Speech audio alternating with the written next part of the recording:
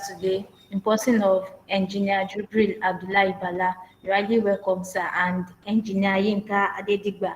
You're highly welcome, sir. Without wasting much of our time, Engineer Jibril Bala, you can have the floor, sir. Thank you very much, Rahima, and hello to everyone. Thank you for joining us today. Kindly permit me to share my screen.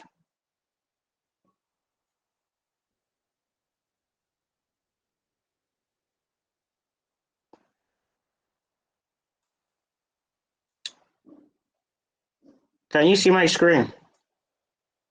Yes, we can. Okay. So thank you very much. Once again, hello everyone. Thank you for joining us. My name is Jibril Bala, and myself and engineer Adeyinka Adedigba will be making a presentation on publishing a review paper. So I will start the presentation and engineer Yinka will take over from me midway. So a look at the presentation outline. We're going to cover the preliminaries of publishing a paper and the key points you need to take note of when you want to publish a review paper.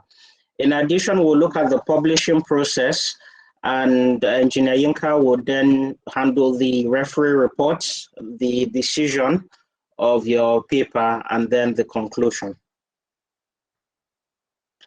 So over the past few days, we have learned what a review paper is, what a literature review is, how do we undertake a literature review. And today we are going to cover how to publish a review paper. But first of all, as an author, you need to decide whether you want to publish or not. And how you take that decision is, number one, why do you want to publish? That's the first question you need to ask yourself. And there are many reasons why people want to publish papers.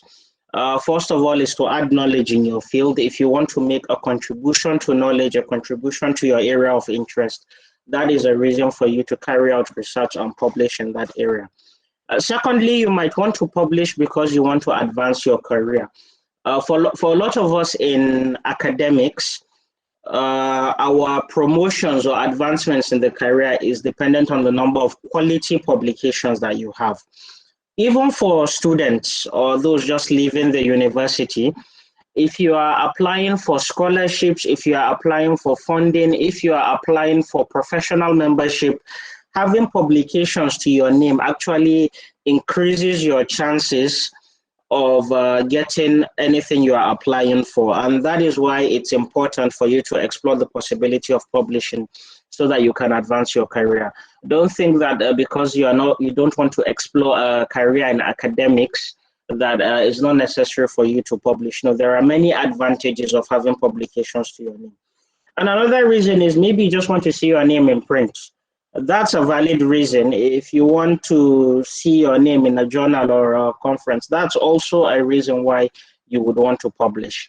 Now, another question you need to ask yourself is, do I have something to publish? Is it worth publishing? The work you've done, does it add enough existing knowledge? If you just carry a work that many people have done, or because you've seen something on YouTube and you decide to duplicate, is that worth publishing? What contributions are you actually making to knowledge? So you have to clearly outline what your contributions are before you think of publishing. And another thing is it going to be an interest to others in the field? If you're contributing to a particular area of interest, you have to identify or highlight whether it will be interesting to others as well. And that is why even if you are working on solving local problems, you have to find a way to relate or communicate your problem as a global problem so that it will be of interest to global audience as well. Now, after you've decided whether you want to publish or what you want to publish, you have to decide where you're going to publish. You have to decide whether you're publishing at a conference, whether you're publishing in a book chapter, or whether you're publishing in a journal. And depending on where you want to publish, there are different requirements or different processes for each of them.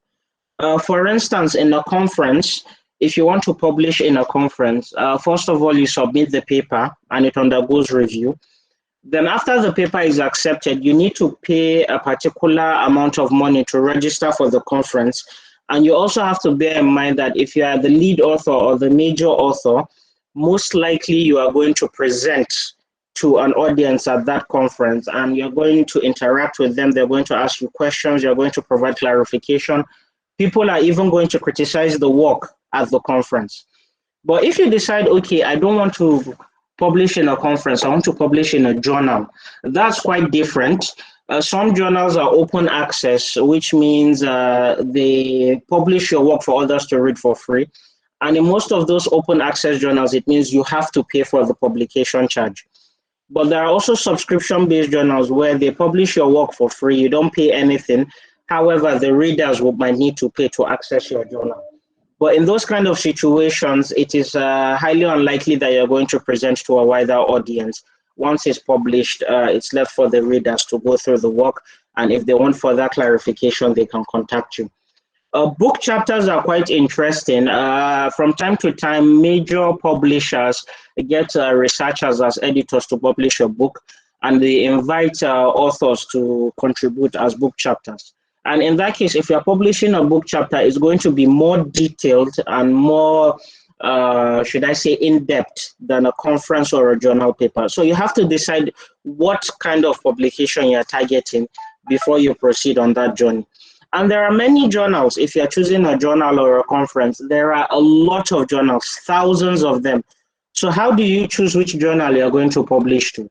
There are numerous. Now, one thing you can do is you can look at the topic and the journal coverage. You can, a lot of these journal finders, Elsevier, Springer, Schema, Joe, and Scopus, they provide filters of journals based on your area of interest. So if you're in the humanities, you can select humanities, you can select engineering, you can select medical sciences, and you can see the different journals under those areas such that you can select the one appropriate to your topic. Another place that you might decide to publish, another strategy to pick is the journal peer reviewed. Now, what peer review means is when you submit a paper, it undergoes review by, let's say, 2 or 3 researchers. And most of the times you don't know who these researchers are. In a blind review process, the researchers don't even know who you are. They just analyze your work and they give feedback based on that. Now, in most cases, if you want to publish, it is highly recommended that you publish in a journal that is peer reviewed. If your paper undergoes rigorous review process and it later gets accepted, it means your work is of high quality. But there are some journals that don't really have a peer review process that you just submit and they publish. For instance, you know, a lot of universities, a lot of associations, not just in Nigeria, but all over the world, it's not just peculiar to Nigeria, might decide they want to, develop a journal, maybe the first issue or so, or maybe a conference. And because it's new and there might be low number of submissions to that journal or conference, they might forfeit the peer review process and just accept the journals that come in. There are a lot of journals that you will see online that if you check the issues, you see just 1 or 2 papers under the issue. So, and they will tell you, we have a response time of 1 week. Most of these types of journals don't go under peer review, and you would see they are lowly rated.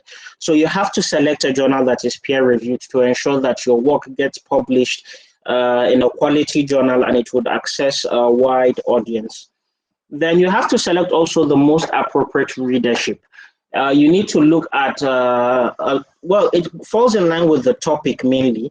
You need to make sure that whoever subscribes to the journal are mostly people within your field. So you need to publish in the right place so that you can get visibility in that area. So if you are into engineering and you develop a solution for, let's say, the medical sciences, but it's an engineering-based solution, do you want your paper to be published in a medical journal or in an engineering journal? Most likely it should be in an engineering journal because you're an engineer. You would want most of the visibility of your work to come from engineers. But if the visibility comes from the medical community, it doesn't really do much for you because they don't really have a lot of research opportunities for you in that area that they can collaborate with you. So you have to decide that, okay, wherever I'm publishing, The readership should be mostly from my field so that I can get visibility. Prestige is also another important factor. A lot of people, when they hear you have published in Elsevier or Springer or IEEE or MDPI, they don't even second guess the type of journal. They don't even ask of the name. They don't bother to check the impact factor because, you know, those publishers are prestigious publishers and they don't publish just anyhow work. So you have to also decide, okay, which prestigious journal am I submitting to? Although one shortcoming with that is the prestigious journals or the journals that are highly rated are quite difficult to get into. So you have to make sure your work is of high quality so that it will be easily accepted. Then you also have to consider the length of time from submission to publication. Some journals, if you look at the number of issues they publish a year, they publish, some of them publish up to 12 issues per year. Like, let me give an example of one in my field, IEEE Census. They publish 12 times in a year. So you can be rest assured that, okay, every month there will be a publication from the journal. And those kind of journals have short times from submission to publication because the turnover time is quite low. But there are some journals that publish one issue per year. Now, if a journal publishes once a year, let's say they publish in November, and you submit your paper in December, it means even if your paper is accepted, it will not be published until November the following year. So those are the kind of things you need to consider. You have to look at how many issues, the time from first review to first decision, the time from submission to first decision. You have to look at those, and all those can be found on the journal websites. Are you willing to wait for months for a response from the editors? If you don't have months, which journal are you going to look for that has a really short review time? Then you also have to look at the journal with highest impact. Now, these impacts can be measured by journal impact factors. And these impact factors just give you an idea of how the papers in that area are published in literature. I would give you an example. If you look at a lot of the top rated papers, like Elsevier papers, you see a lot of the citations in those papers are from Elsevier. The same with IEEE, a lot of the citations are from IEEE. They would even encourage you and give you types of journals that they would expect to see in your references. Because journals from these prestigious publishers are highly cited in the research community. If your, let's say your association or your university or your department develops a journal, it will take about, let's say the first 2, 3, 4, even 5 years for them to have a wide readership, for even people to cite for global visibility. So you would need something that has currently a high impact such that you know that your research would lead to a wider audience for them to see. And it will also lead to an increase in the number of citations of that paper. And in the academic community, one of the measures of the quality of our research is the number of citations, let's say on Google Scholar or ResearchGate. And this impact factor can be calculated by just taking an average number of the citations and the number of articles. So I have an example here that if there were an average of 1,000 citations for 100 articles, then the impact factor would be 10.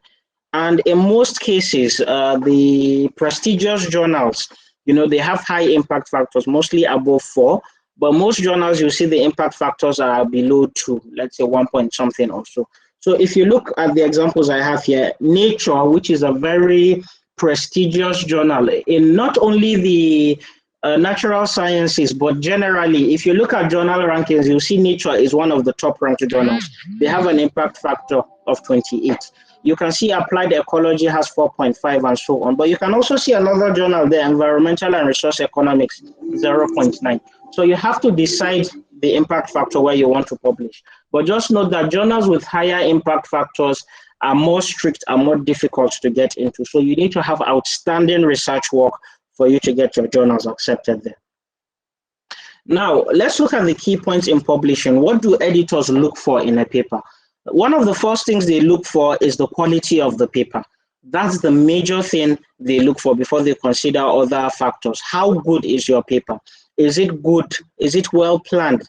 Is the experiment well executed? Are your theories in order? Is the presentation good?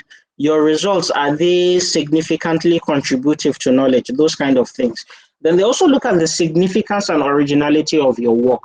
A lot of, there's a difference between fundamental research and applied research. In fundamental research, you are mainly developing the concepts and theory, but in applied research, you are applying those theory to particular areas. So you have to, decide which one your work falls into. But in either case, your work can be original, whether it's fundamental or applied. You can apply an existing theory in an area that has never been explored before. So those are the kind of things you need to consider. And how significant is your application? Does it solve a current problem experienced by the global or local community? Then also it needs to be consistent with the scope of the journal. Whenever you go to any journal website, you check the aims and the scope. It gives you the areas of interest of the journal, the areas that the journal publishes in. So even within, like as an engineering student or as an engineering researcher, you cannot publish in medical sciences because when you look at the scope, you see that it doesn't even relate to what you're doing. But even within engineering itself, even within, let's say, electrical engineering, you might have about 10 journals inside electrical engineering with different scopes. Maybe one journal could focus on power within electrical engineering. Another one might focus on electronics. Another one might focus on digital and analog systems, for instance, or signal processing. So you have to look at the scope, because if you submit to a journal that is not even, if the scope of your work is not in line with the journal, they would reject it immediately. They will not even think twice because it's not in line with their scope. And if you submit it to a journal that has a long review time, you might wait for 6 months for it just to be rejected, and you have to start all over again. So you have to be very sure that the scope of the journal falls in line with the work you're doing. Now, your other things they look for is the work going to be of interest to readership? Like we said earlier, you need to reach a wide audience, and they would have to check whether that work meets that criteria. Will people actually cite your work? Will they use your work as references in other, in other papers that they develop? Because the number of citations, higher number of citations is important to you, but it's also important to the journal because it increases their impact factor. So they have to look at that as well. And it needs to be a well-written story. Sometimes, even if you have outstanding research, if it's not written properly, they might reject the paper. If it's written shabbily, it doesn't show that you've put in much work into writing the paper.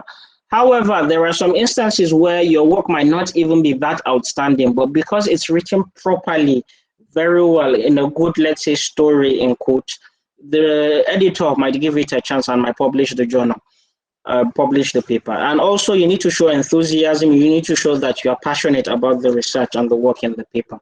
Now, how do you even attract the editor? We've looked at the things people look at, the editors look at in a journal, but what can you do as a researcher to attract the editor? First, you need to remember that there are a lot of opportunities for rejection. One journal, especially these prestigious journals, might have thousands of submissions within a week. And these editors have to sift through thousands of papers. Some of them even have automated systems. And because out of, let's say, 1,000 papers, at the most they might publish in that issue, let's say maybe 10 to 20. Now, if you are supposed to select 10 out of 1,000, you have a lot of work to do. So they are going to select only the highest of quality within that 1,000, which means any small mistake would lead to the rejection of your paper. So you have to be very, very careful. The journals usually have instructions for authors. They have the scope. You have to go through this very carefully and make sure your journal meets each and every one of those criteria, whatever paper you're submitting. If not, they would reject it. In some cases, the editors might give you leeway and say, okay, would accept the paper, but you need to work on this, you need to work on the format, you need to do this. But that happens really rarely, especially in journals. They don't really give you that much of an opportunity. They just reject it outrightly. Mostly it's in conferences or book chapters that they might give you the opportunity to correct some things in terms of, let me say, the scope or in terms of the presentation and the arrangement. But in journals, in the highly rated journals especially, it's highly unlikely. They'll just reject it outright. And your paper is competing with a lot of others. So you see, the editors and readers have a lot of work to do. So you have to make the title brief, interesting, and accurate. It has to be straight to the point. From the look of the title, the editor should be able to identify what your work is doing. It's not about putting big terminologies in your title to make it sound good. No, you have to make it brief and understandable so that if anyone picks the paper, they can clearly know where this paper is highlighting within an interest area and they can decide whether to read it or not. Then you have an abstract also. Your abstract is very important because it attracts readers to your paper. When you are submitting a paper, especially in journals, there is always a section after submitting your manuscript that you have to input the title separately and the abstract separately and the keywords, because these are the major things that people would first look at before they decide to delve into your paper. And you have to make it clear and easy to read. You have to make the work of the editors quite easy. They should enjoy reading your paper. So you should remove grammatical or spelling errors. You know, when they start reading your paper and they get frustrated, even you as a human being, if you were in their shoes, you wouldn't want to recommend that paper. But if you make your paper interesting, easy to follow with quality research, and they enjoy reading it, they themselves would want to recommend your paper for their journal. Now, writing the paper itself, you need a strong introduction to engage the reader such that when the person starts reading the paper, the person immediately becomes immersed in your paper. The person wants to go further and see, okay, how does this end? It's just like watching a good movie.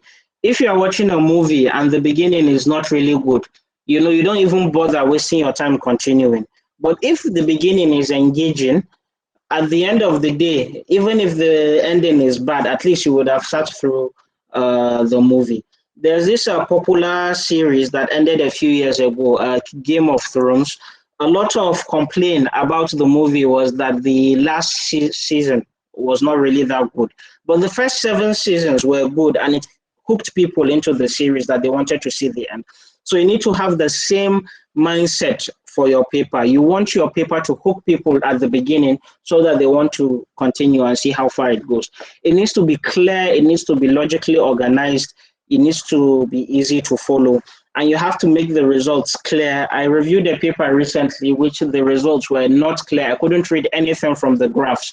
So, and because of that, you know, I couldn't recommend the paper for publication because I couldn't even see the results. So you have to make sure everything is clear and concise. Then you have to have a strong discussion. You have to base whatever discussion of your results are based on scientific facts. And you have to discuss the significance and implications of these results. And in addition, you need to organize the paper properly. Like I discussed on day 1, which I would recap here, the review papers or any other form of paper must have 3 important elements. It needs to have a good introduction or background, it needs to have the body, and it needs to have a conclusion. And the introduction would give a reader a sense of what to expect. It serves as a map. And the body now depends on the literatures that you've reviewed, and it needs to be critical, not just descriptive, and you need to evaluate similarities and differences between studies. And in the conclusion, you need to sum up everything in the literature, provide recommendations for future work, and highlight the major findings from the work. Now, the overview, of course, serves as the introduction, but for the body, mostly for these papers, you have about 5 sections. The introduction is the first one, and the conclusion is the last one. The middle 3 depends on the content you have. Now, if you are developing a research paper, let's say where you've done experiments and the rest, you know, the second chapter can be a brief literature review. The third section can be a methodology, and the fourth section can be your results. Quite easy for you to fit that into. But if you're developing a review paper, it's a bit more tricky because, okay, you have the introduction and conclusion as the first and last sections, but the middle 3 now are going to be your literature review. So you have 3 sections covering the literature review, but you have to break them into different categories as well. So for those of you, let's say, working on plant disease identification, for instance, and you're doing a literature review on that, you know, the first, after the introduction, you can have the next section as background information on plant disease identification.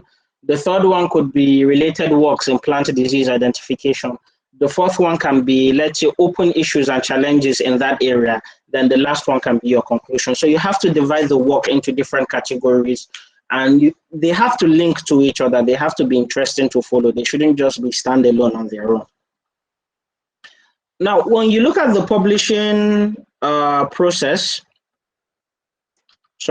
when you look at the publishing process that we have here, you have different parts of the publishing process. First, you have to submit the paper.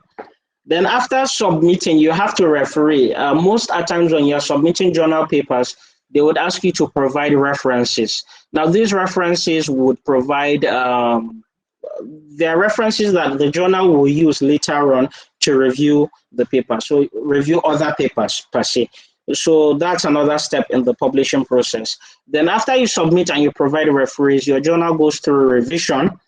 It goes through more revision, or it can either be accepted after the first revision, or it can be sent back and you'll be asked to do corrections and you would revise before it will be accepted and before it would be finally published.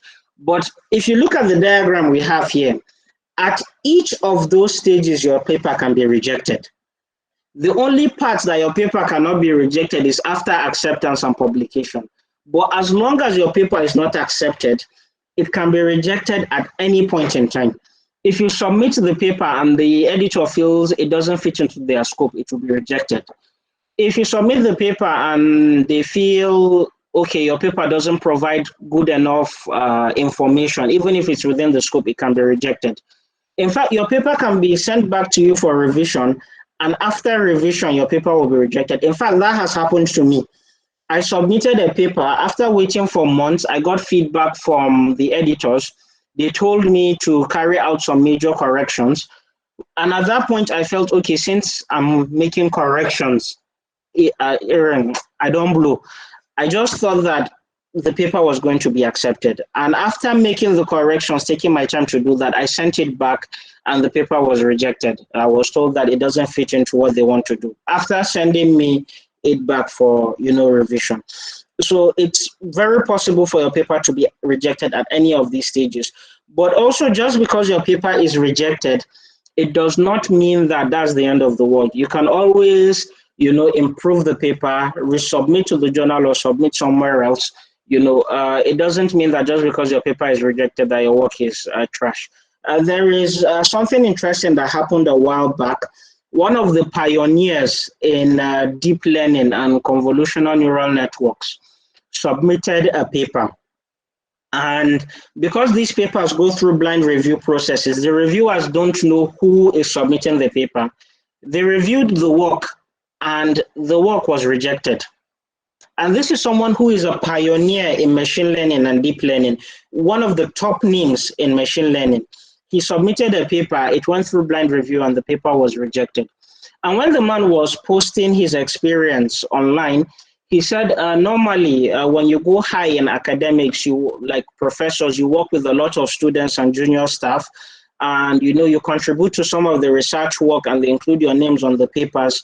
And as such, he has had a lot of students like that who have included his name in papers, even though he didn't feel the papers were good enough, but he felt it's an experience for them to improve. But that paper that he submitted that was rejected was not one of those papers. In fact, the paper that he submitted, he felt was one of the best work that he has done, and the paper was rejected. So if someone like that can have his paper rejected, there is nobody that cannot get his paper rejected. Even our VC, there are many times that we've worked together that we've submitted papers and the papers have been rejected. We improve upon the papers and resubmit and it gets accepted. So it doesn't mean that if your paper is rejected, it's the end of the world. It's just an opportunity for you to improve. Now, before you submit, what do? First of all, you need to carry out internal review. You need to ask your colleagues to look at it and get their perspective so that they can critique your work. It's not about them just giving you the go ahead. You don't, usually when I ask somebody to help me look at something, I usually don't want them to say it's okay, go ahead. I usually want people to tell me what is wrong with what I'm doing so that I can improve the work. Because if you have criticism from anybody, don't think of the person as not liking you. If that person can identify that area as a limitation of your work, it means anyone else can identify that area as a limitation of your work. So in journals, in conferences, you give your colleagues to look through, and they can, give you an idea of what you think, especially senior colleagues that have a lot of experience, our doctors, our professors. It's always important for you to give them the work to go through. Then you also need to look at the notice or instructions to authors. You need to follow the format and instructions strictly. A lot of papers have been rejected because they don't follow the format, so that's very important. Always write a cover letter. In most cases, they will tell you it's optional, but always write a cover letter and explain the scientific importance of your paper. It doesn't have to be in detail, but just provide highlights. Then submit with the consent of all authors to only one journal. What that means is if you have multiple authors in the work, it's important that all the authors on that paper agree that, okay, fine, go ahead and submit to this journal, because most times they would receive notifications through their emails. In fact, in some journals, they would receive an email asking them to confirm if they're an author on that paper. And if they are not aware of what you are doing, they wouldn't even act on it, and you wouldn't want that. So you need all the authors to agree. And always submit to just one journal. Some of us would want to submit to multiple journals thinking, okay, whichever clicks. That's a really bad practice. Submit just to one journal. When you get a review from that journal, if it's accepted or rejected, or you have reviewers' comments, you can always improve upon and submit to another journal, but do not submit to multiple journals at the same time.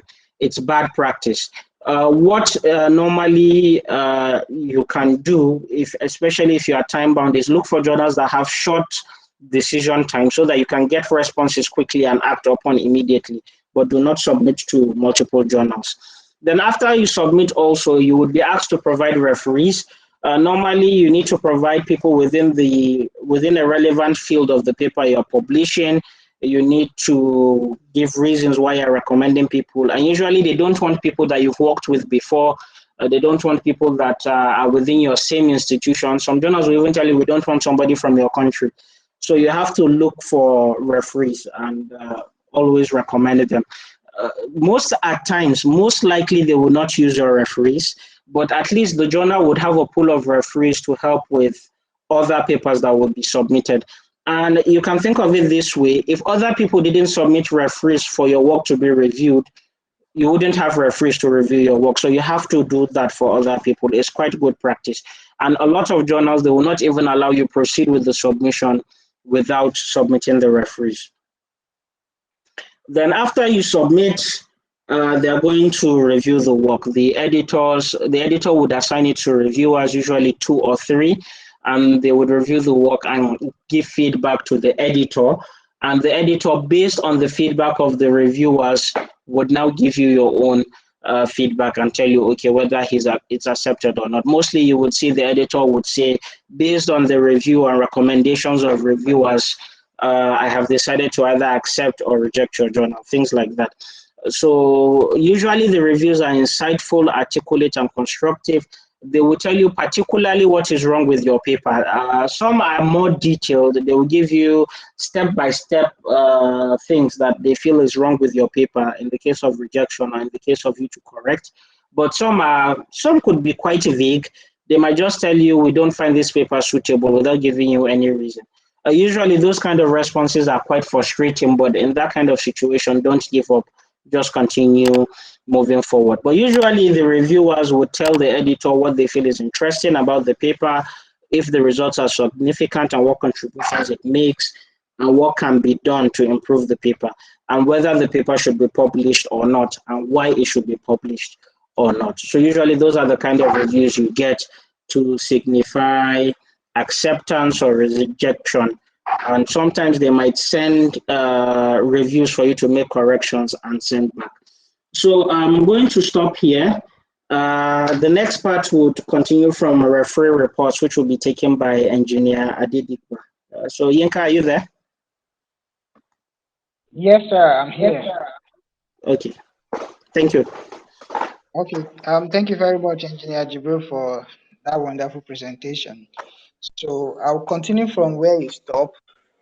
I'll take the referee report, but how we respond to referee report, or say it another way, how to respond to reviewers' comments. But before that, I just want to add one or two things. That number one, the first thing number one thing I want to add is that submitting papers to prestigious journal or high impact journal has nothing to do with um, where you are from, whether you are from Nigeria or you are from the UK or from the US. Secondly, it has nothing to do with your class of degree. In fact, the first time I published in a high impact journal, I was BSc holder. So my first degree, I published there, and it's not like I call myself a doctor or a professor.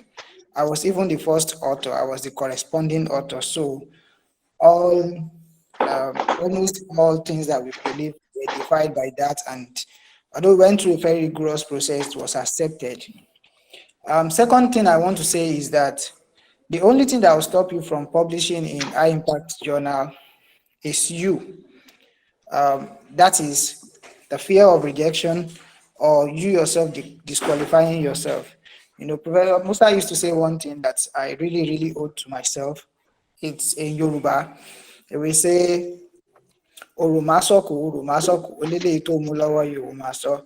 That means that people are saying that don't do this, but he tells himself that this one that I've started, I'm going to complete it. So you've written a paper, and editors are telling you this is the most prestigious journal in the whole world. Our acceptance rate is just 0.8% or whatever they call it, you know. But you can make up your mind and say, it doesn't matter. This one that I've written, I'm going to submit it here. And if you don't accept it here, I'm going to submit it to another better journal than this. Okay.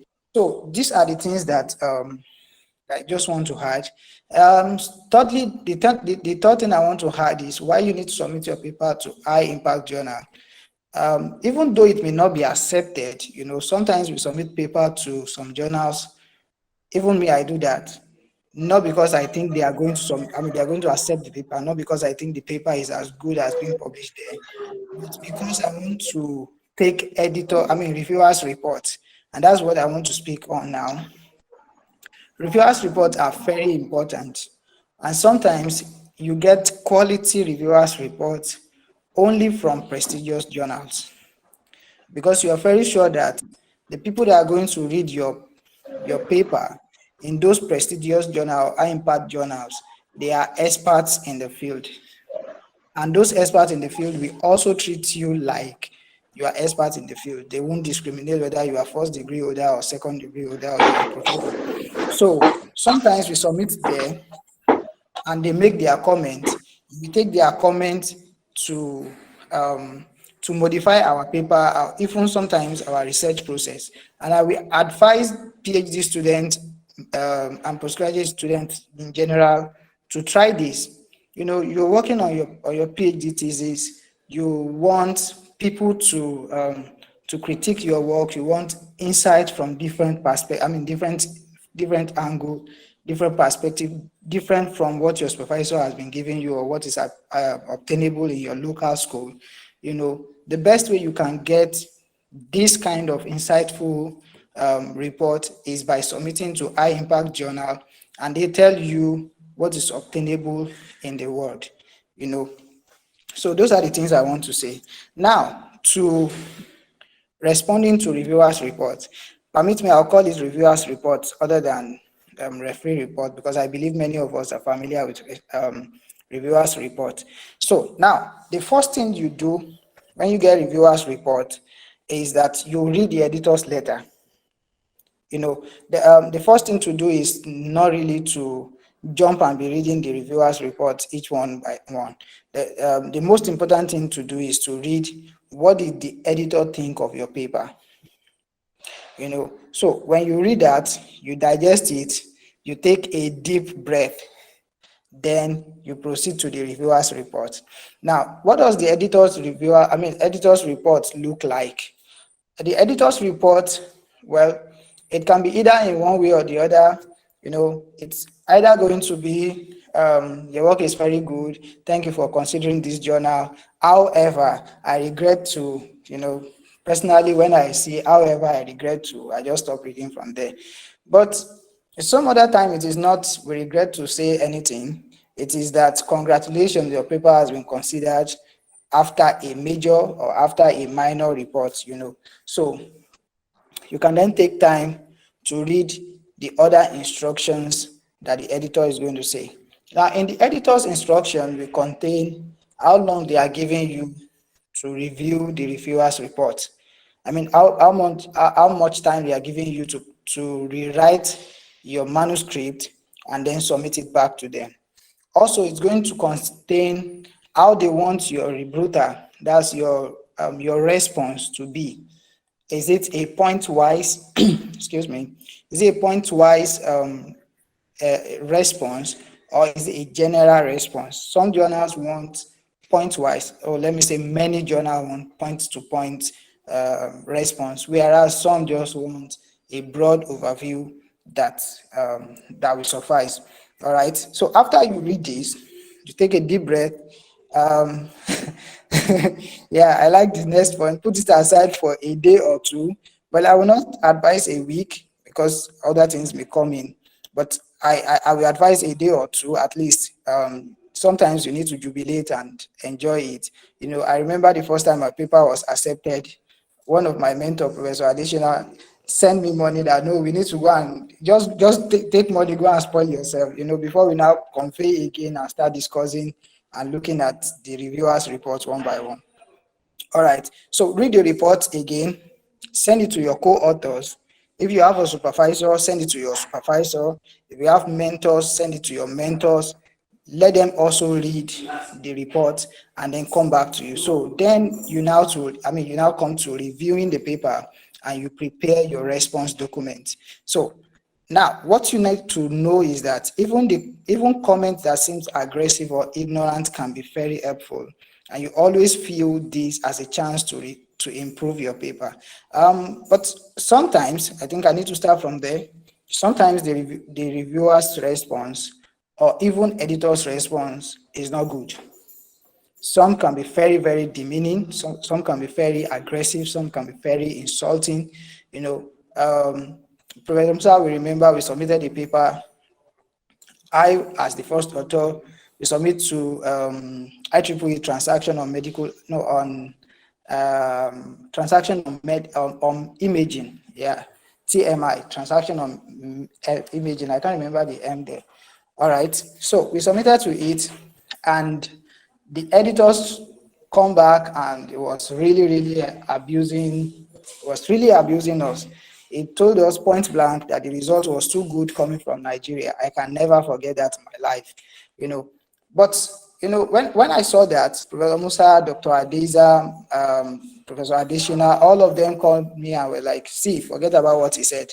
Let's just go on to the next one." So when you see those kind of aggressive response, just take your mind off it. Think of science. Don't think about racism or any other political things that is happening out there. Think of the impact your paper can make and what contribution it can have to knowledge. That's the only thing to think about. Now, so if you see comments that are ignorant, what you do is you take your time and explain. It is possible to even explain from first principle. I remember one of our papers like that were published, and the guy was completely against everything, So we had to prove, like, right from first principle. I think the reporter to that review, to that particular reviewer takes like 15 pages for him alone, because we have to go back to first principle and prove our point. Now, when we are proving the point, it's not only to him, but also to the editor. All right, so you take your time and you respond to it. But the most important thing to take away is that take every reviewer's comment as a chance to improve your paper. All right, so we'll move to the next slide. Responding to referee report. Now, in responding to referee report, your report your own response the rebuttal should be well organized. You should start by addressing common themes at the start, and then you can use quotes or response or numbering system to raise points to each referee. What that means is that, the referees may, that's the reviewers, may make their own comments probably in prose form. What you can do is to break it down sentence by sentence and number them. So number one, the reviewer says maybe the abstract is too long, and then he move ahead and say that the introduction should contain so and so. Then he said again that the methodology is too worded and all of that. So you break it down one by one and use that. Now, your reviewers again, your own report again should be informative, and it should provide full explanation.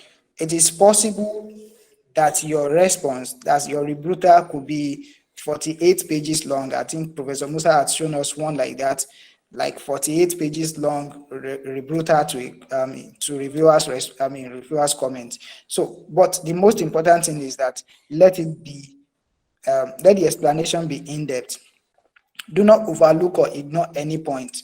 Sometimes when you overlook a point, the editors may take you up on it, and that may lead to rejection of your paper.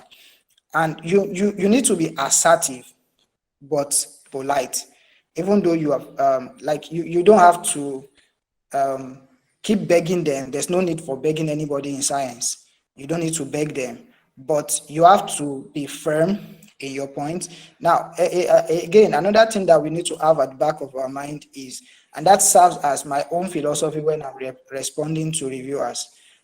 It's a choice. Do I want to choose pleasing my reviewers or be informative to my readers? Because sometimes the reviewers will tell you this thing you need to do, that thing you need to add, but at the end of the day, it takes you completely off points where you start from. So you need to ask yourself, do you want to preserve the information that you want to pass to your reader, or you only want to please the reviewer and get your papers published? So at that time, you need to choose, and that is where being assertive comes in place. That is when you have to tell your reviewers, I'm sorry, I'm not going to change this, and this is the reason why I'm not going to change it. I'm sorry, I'm not going to extend this paper to this place that you're talking about because it doesn't do this and that. Or I'm sorry, I'm not going to review this paper that you tell me to review because it has nothing to do with what I'm putting up in this place. So you could be polite, but at the same time, you have to be assertive. Now, again, this has nothing to do with whether you are a professor or you are a first degree holder or you are undergraduate. When you are writing, write as an expert. Look for all the information that is available in the world. Be the authority in the field as much as you can, so that you can speak authoritatively. All right, so we consider some example of response to reviewer. That's in the next slide. Okay, so one example is this. The reviewer said that the abstract is too long and too little about rationale, some repetition and some jargon presented without explanation. And then it gives you e.g. SL, that's jargon, and H0. So the author responds this way. The rationale behind the study has been established at the beginning of the abstract, see line 29 to 32. The abstract has been shortened to 200 words. All jargon except H0 has been removed. We don't agree this time will confuse readers as it commonly used. However, we have defined H0 in the introduction, line 62, revised MS. All right, so you can see this. It's very short. It contains both rebuttal, that is like what you see in that bracket. We don't agree this time, we confuse the reader. So that is a rebuttal. But then it also contains action words. So like the abstract has been shortened to 200 words. So that is what the authors have done. All right, let's go to the next slide. You see a more beautiful presentation of this. All right, see the comment. That's reviewers' comment. Comment from reviewers 1. So the author provide a good survey on the literature on the review. Rather, the manuscript is well written, though there are too many unnecessary abbreviations. So you can see that. Now the response, thank you for positive feedback and observation. The use of too many abbreviations has been considered in this revised version. That's the response to the reviewer. Now the action. Before revision, that's before we review this manuscript. For example, before reviewing, we had the first paragraph having several abbreviations, namely WMS, MCS, QOS. The paragraph does read blah blah blah. Then after revision, that is in the green. Then you can see that in the revision, the abbreviation have been taken away, only QoS remain. So you can see this one is showing you how you can separate the response, that's your own rebuttal, your own comment, your argument, whatever, to what the reviewer said, and then the action that you have taken. Sometimes you don't take any action because your response could have said that you don't need to take any action, right? But then if you take any action, if there's any way you have changed the manuscript, you can also put it there and show the reviewer that you have implemented what is asking for. I believe that is quite clear. All right, but let's look again at some example that is not so good. As the next slide. All right, so the reviewer comments this way: the presentation is not particularly clear nor concise. I feel the paper would benefit from being shortened with more emphasis on new conclusion differences from previous work. Okay, the author replied by saying, as it is clearly apparent that you have not properly read or understood the paper, comments on clarity are irrelevant. The paper has been shortened. So you can see this is quite abusive, right? This is quite abusive, even though the paper, the author did what the reviewers want them to do. You can see that this is not polite. It's quite rude. So let us not do this kind of thing, right? So let's look at the second one. The second one is referee comment this way: 2-3 page report with many fixable but major criticism. Author, I have changed the MS in line. That's the manuscript. That's the meaning of MS. I've changed manuscript in line with references. With referee's comment. Well, this look as if it is actually okay, but what has the author changed? Right? That is not there. The author did not tell us any action he took. It doesn't tell us what he changed, why he changed it, and all of that. So this is not a good response to reviewer. All right. So I believe this is quite clear. So let's go on to decision. Now this decision resides with the editor. The editor can choose to accept your paper, take it through another round of review, or reject the paper. Now, like Engineer Jibril had rightly said, any of these three can come at any level of your submission process. It could be that after the first review, the editor decided to accept the paper, or after the review, the editors decide that you're going to go on another round of review. Or, in fact, after the review, the editors can still decide that the paper should be rejected. So, why is this decision? What informed the editor about this decision? All right. So, the question going through the editor's mind about your paper are the following. Number one, how good is the science in this paper? Well, not necessarily science, because some people publish in humanity, in law, and all of that. But so in that case, it could be how good is the theory, how good is the rationale, how good is whatever other things that is being considered. And the second thing is an important issue or area of study being addressed? Is the experimental design appropriate and adequate? Some other field, it may be the hypothesis that they are putting forward. Could it be accurate or inappropriate? Are the analysis appropriate and competently done? Has the study been put in context? Does the paper contribute significantly to the literature? Does the paper tell an interesting story? But most importantly, what will what will decide whether your paper will be accepted or rejected is this last point. Will your paper be read and will it be cited? Remember that every journal and every paper that you want to publish in, they want to boost their impact factor. And one of the things that constitute to lower impact factor is that they publish more paper than it is being cited. So if you see a paper that has high impact factor, what is telling you is that that paper accepts they publish minimal paper that are highly cited. So the lower impact factor, on the other hand, they accept many papers that it is rarely cited. So when an editor wants to accept your paper, you want to ask, will this paper really be read? Will it even be cited? We had an experience early this year. One of our papers was accepted and published, and within 2 months of within 1 month of its publication, we had more than 1,000 read on their website. So the editor called us, emailed us and asked for us to continue the study and submit to them. In fact, they offer us discounts. So what that is saying is that actually every editor is looking for papers that will be highly read and highly cited. So when you are writing your paper and you want it to be accepted, actually you can write your paper around this. How do you write around it? That's bearing your reader, your audience in mind. So Engineer Jibril talk about the audience, like who is going to read this paper that I'm writing.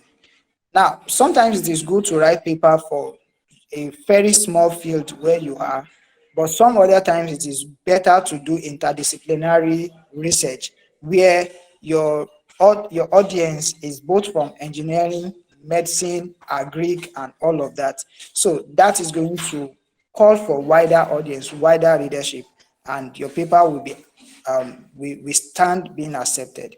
All right. So the next slide talks about some points that you need to remember. The editor will make a final decision based on how well the referee report has been dealt with. That is your rebuttal to the referee. So when you are responding to this reviewer's comment, revise with care and respond fully to each of the referee's comment. That's the reviewer's comment. And then present cogent and complete arguments if you have not followed the review's recommendation. Remember, it is not mandatory that you follow the reviewer's comment, their recommendation. But when you have to decline politely and decline with a cogent and complete argument.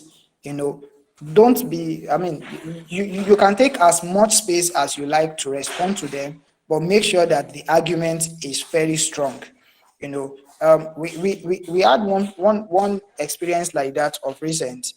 In fact, it was after the paper was published that we discovered the person that was arguing with us is one of the respected professor in the field, and in fact is with Max Planck's Institute in Germany. That's one of the leading research lab in AI in Germany, and the guy was arguing with us about a fundamental thing, something related to confusion matrix and how we present our results. And we told him, look, no, we're not going to do that. The reason is that in this case, this is what we are doing. The case you are talking about, that is what you are saying. So we make that argument very clear, and the guy considered. He said he accepts, and then the editor proceeded and accept our paper. So what I'm trying to say is that if you ever have to go against the recommendation of the reviewer, you should make a very clear and strong argument. You can take your point. All right. Okay. So the conclusions now. Writing for successful publication means having a well-designed original story to write about. It is actually the design of your project that tell you whether you have wider audience, whether you have enough things to write about, whether there's going to be a strong methodology, a very strong result, and all of that. So it is important to sit down and plan your study. We talked a lot about planning literature review in the course of this week, whether you want to write a systematic literature review, or you want to write a state-of-the-art review, the most important thing is to sit down and plan very well. All right. The second thing is selecting an appropriate outlet, that's an appropriate journal, um, conference, or book that you want to publish in. Some papers basically don't accept literature review.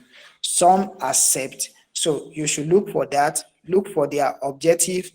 If it is, look for their scope, if what you want to publish there is, aligned with your own. All right.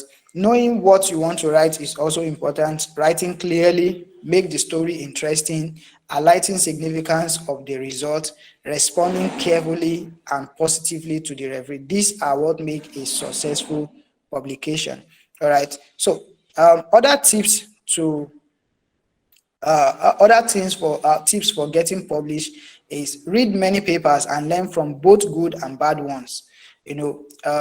We dealt a lot with this in the course of the week. You can't have this enough. Like it is important to read and read and read again. Look at how people present their own points and all. And again, one of the things that will help is that if you have a journal that you want to publish in mind, say an Elsevier or a TMI or any other transaction in IEEE, one of the things to do is to read a paper from that journal itself. Look at how they structure their paper. Look at how they present their results. Look at how they present their argument and all. So all that is going to help you to prepare very well to publish in that journal. To be more objective, the more objective you can be about your work, the better the work will ultimately become. So, and this is very important. So good editors and reviewers will be objective about your work if you too are objective about your work to start with. If you do not write well in English, like in English language, take lesson early. It will be valuable later. Now, one of the things that could also help is to use some of these available English editor like Grammarly. Grammarly helps a lot, and I think it's around $120 per annum, and one can actually use it, and it will help you a lot. Now, learn to live with rejection.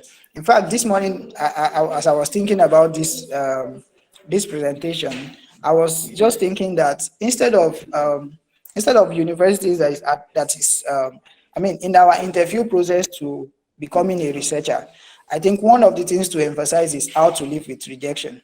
If I open the floor now and ask for our input, how have you been rejected? How do you deal with rejection? I believe we spend the next 2 hours talking about reviewers, talking about editor, talking about all of this. So, but the summary is that we need to learn how to deal with rejection. There's one of our paper, in fact, that was rejected. I think the paper was rejected more than 8 times. And I almost gave up on the paper. It was there more than 8 times. We started writing the paper in the year 2020, and it was eventually accepted this year January. No, it was accepted this year February and published in March. It was so annoying and tiring. But we all have to learn to deal with rejection. Rejection hurts, it pains, but that's not the end of it. We must each of us learn to live with rejection. All right. Lastly, you need to understand what makes good science and make good science writing. You have to be objective about them. You have to list out what are the things that make a quality journal. What are the things that make a quality research? Start writing the paper the day you have the idea of what question to pursue. So one of the things that will also help you in writing your paper is to be clear on which question are you addressing.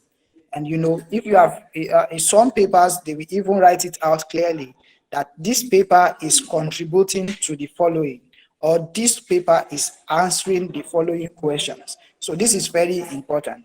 Now, become a reviewer early in your career. Engineer Jibril talked about how he reviewed for a journal and how he learned from it. Almost every one of us should have been doing that by now. Either you volunteer to review for a conference in your school, or you volunteer to review for a journal house somewhere else. Especially a journal that you want to publish. It is better that you learn that you be a reviewer in that journal.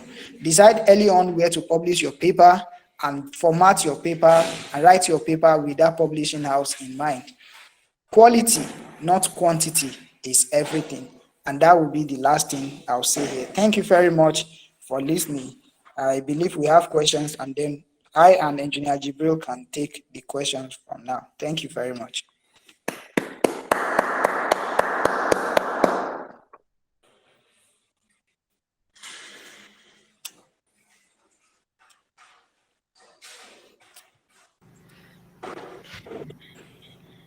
Engineer Jibril Bala and Engineer Adedigba. Thank you very much for that wonderful presentation. We are very grateful. If you have any question, you can either type using the chat box or raise your hand using the raise icon.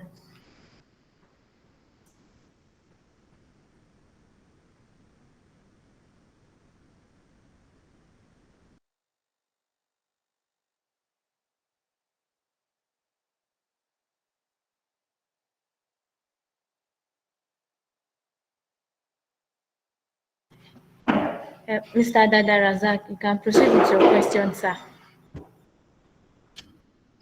Okay, yeah, thank you so much. I have a question for Engineer Jibril. Okay, if as a professional you are working in your workplace and maybe after maybe 10 or 15 years you gather your experience and you want to publish based on your own personal experience, not in any academia role. Is there any difference in your publication to compared to academia publication? Or how do you go about a professional at least contributing their knowledge to others compared to academia publication? Thank you. Okay, thank you very much for that question. Well, I'm not in the industry, so I will answer based on my understanding. Then, if Prof or Yinka wants to add something, they can. Mostly for the journals, conferences, and book chapters, one of the major things they're interested in is your contributions to knowledge. And as a matter of fact, they even want contributions that are very recent. So if a trend has passed, let's say 10, 20 years ago, and you're just working on it now, it doesn't really seem interesting as such to that. Let me give an example. When we were going through COVID, within that period, a lot of the papers that worked on any form of COVID-19 intervention or research, most of them were accepted because that was the trend at that time. People were still trying to understand what was going on. So mostly papers look for contributions in research. Now, back to your question, depending on the experience you have, what I would recommend is if you go through literature and you identify a gap, you can find a way your experience fits into making contributions in that area. And if you still have access maybe to some of your equipment or the software, you can do research in that area and contribute likewise. That's for journals and conferences. But if you are talking about your own personal experience, what you've gone through, then I don't think it will be appropriate for most journals or conferences because they're looking for more scientific contributions in that area. So that's my own contribution. I don't know, Yinka, would you want to add anything? Okay, thank you, sir. Yes, I want to add what Engineer Jibril said is it's actually very true. Most journals are looking for academically technical stuffs. So what I can advise is that, which is what I want to add, if you want to publish in a journal or in conference, I think what you could do is to partner or collaborate, excuse me, to collaborate with academic researchers. Speak with them about your own experience, and then let them see how they can coin it and wrap it around other academically sound theories. So that is one. Another way you can go about it, if you don't go about the route of collaboration, is that I believe as a professional, you'll be part of professional bodies. For instance, in engineering, we have NSC. NSC publish magazines, right? And these magazines are widely read. We also have IEEE. IEEE also publish magazine, and they are widely read. So what you could do is to write the editor and ask the editor that you want to publish your experiences. So you could speak with the editor about some of these things that you want to, maybe an abstract of what you want to publish in his magazine, and then after securing his audience, is going to tell you. Now, so many of these magazines are as well highly read. Of course, you may not get citation like we are so much interested in academic, but I think since your aim is to publish your experience, you don't want it to die with you, you want a lot of people to learn from it. I think that route will be much better. Some other route is probably professional conferences, I also know about Korean General Assembly, if you are an engineer, which I believe will also be available for other kinds of professional bodies.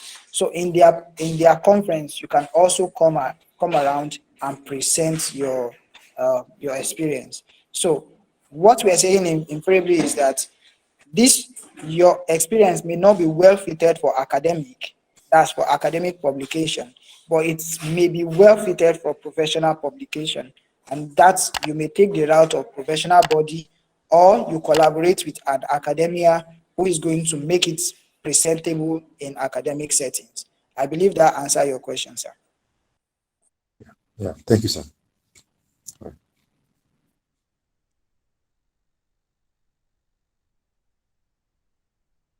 Okay, is there any other question, please?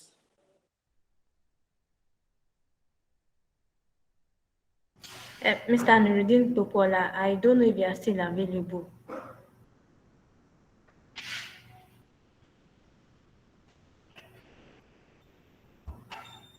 Okay. Once again, if you have any question, you can raise our hands or type our questions in the chat box.